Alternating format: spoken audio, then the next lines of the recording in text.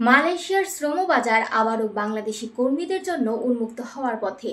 তবে এবারের প্রক্রিয়ায় মালয়েশিয়া আরোপ করেছে কিছু গুরুত্বপূর্ণ শর্ত, যা দুই দেশের মধ্যে শ্রমিক পাঠানোর নতুন দিক নির্দেশনা দেবে। গত বৃহস্পতিবার মালয়েশিয়ার প্রশাসনিক কেন্দ্র পুত্রজায়ায় অনুষ্ঠিত এক গুরুত্বপূর্ণ বৈঠকে মিলিত হন বাংলাদেশের প্রবাসী কল্যাণ ও বৈদেশিক কর্মসংস্থান মন্ত্রণালয়ের উপদেষ্টা ডক্টর আসিফ নজরুল এবং অন্তর্বর্তীকালীন সরকারের প্রধান উপদেষ্টার আন্তর্জাতিক সম্পর্ক বিষয়ক বিশেষ দূত লুৎফি সিদ্দিকী। মালয়েশিয়ার স্বরাষ্ট্রমন্ত্রী সাইফুদ্দিন নাসুশন ইসমাইল এবং মানব সম্পদ মন্ত্রী স্টিফেন সিমচিক কেওর উপস্থিতিতে যৌথ এই সভাটি অনুষ্ঠিত হয়।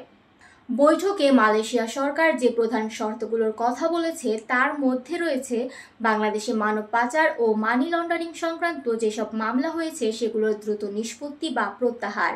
মালয়েশিয়ার মতে এসব মামলা অনেকাংশে হয়রানিমূলক এবং এতে তাদের অভিবাসন প্রক্রিয়ার স্বচ্ছতা নিয়ে প্রশ্ন উঠছে। এমনকি আন্তর্জাতিক অঙ্গনেও মালয়েশিয়ার ভাবমূর্তি ক্ষুণ্ণ হচ্ছে। 2022 সালের আগস্ট থেকে 2024 সালের মে পর্যন্ত প্রায় 4,76,000 বাংলাদেশি শ্রমিক ডিজিটাল পদ্ধতিতে অভিবাসন নীতিমালা মেনে মালয়েশিয়ায় প্রবেশ করেছেন। ফলে এই সময়কালে মানব পাচারের অভিযোগকে অযৌক্তিক বলেই মনে করছে মালয়েশিয়া। তারা চায় এ ধরনের মামলা দ্রুত নিষ্পত্তি হোক, যাতে অভিবাসন প্রক্রিয়ায় স্বচ্ছতা বজায় থাকে। মালয়েশিয়া আরও জোর দিয়েছে শ্রমিকদের নিরাপত্তা নিশ্চিত করা, অভিবাসন ব্যয় হ্রাস এবং সহযোগী এজেন্সি ব্যবস্থার অবসানের ওপর। অনেক ক্ষেত্রেই দেখা গেছে সহযোগী এজেন্সির মাধ্যমে অতিরিক্ত ব্যয় হয় এবং শ্রমিকরা প্রতারণার শিকার হন। মালয়েশিয়ার বক্তব্য, যদি কোনো শ্রমিক 2 লাখ টাকার মধ্যে মালয়েশিয়ায় যেতে পারেন তাহলে প্রতারণার ঝুঁকি অনেকাংশে কমে যাবে।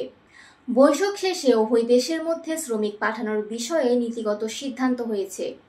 শুধু বাংলাদেশ নয়, ভারত, নেপাল, মিয়ানমার এবং পাকিস্তান থেকেও শ্রমিক নেওয়ার পরিকল্পনা করছে মালয়েশিয়া। তবে বাংলাদেশকে অগ্রাধিকার দেওয়ার আশ্বাস দিয়েছেন মালয়েশিয়া মানব সম্পদ মন্ত্রী। এদিন বিকেলে একটি ভিডিও বার্তায় ডক্টর আসিফ নজরুল জানান, মালয়েশিয়া আগামী কয়েক মাসের মধ্যে 1 থেকে 1.5 লাখ শ্রমিক নেওয়ার পরিকল্পনা করেছে। বাংলাদেশকে অগ্রাধিকার দেওয়া হবে বলেও জানানো হয়েছে।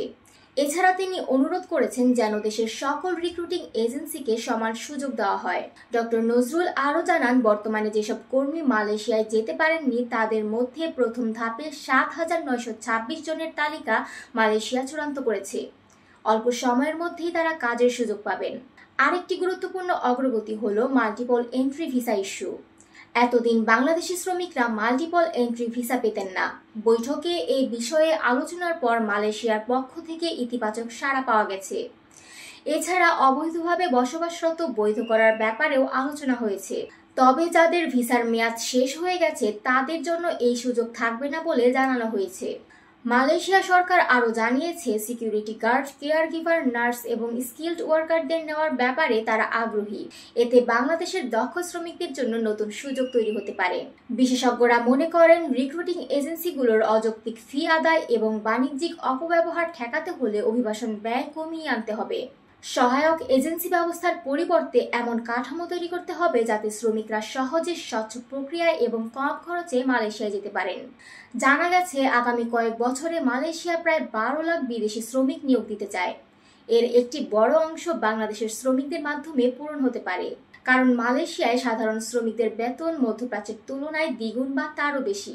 গত 1 বছর প্রশাসনিক জটিলতার কারণে এই বাজারটি ঝুলে থাকলেও বর্তমানে তা কাটিয়ে ওঠার পথে। এই বিশাল শ্রমবাজার চালু হলে উপকৃত হবেন অভিবাসী শ্রমিকরাও, উপকৃত হবে বাংলাদেশ। রেমিটেন্সের প্রবাহ বাড়বে, দেশের অর্থনীতি আরও শক্তিশালী হবে। আমাদের আজকের ভিডিও কেমন লাগলো অবশ্যই আপনার মতামত জানাবেন কমেন্টে। ভিডিওটি ভালো লেগে থাকলে লাইক, শেয়ার এবং সাবস্ক্রাইব করে আমাদের সাথেই থাকবেন। ধন্যবাদ।